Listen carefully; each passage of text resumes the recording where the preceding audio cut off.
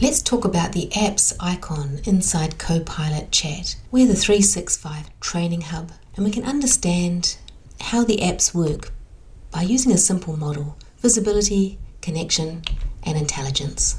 Let's take a look. Here I am inside Copilot Chat. Down on the left-hand side, you can see I've got apps. This is visibility. It means the apps are here and available, but just seeing them doesn't mean Copilot is fully using them yet. Next is connection.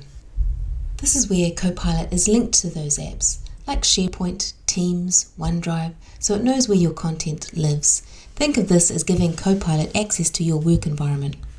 The real value comes from intelligence, and this is what the Copilot license unlocks. Now Copilot can actually pull information from your files, understand context, and create content in Word, Excel, or PowerPoint. So while it looks like a shortcut menu, it's not really for browsing files. It's what lets Copilot see your apps, connect to your data, and then use intelligence to do the work for you once you have the license.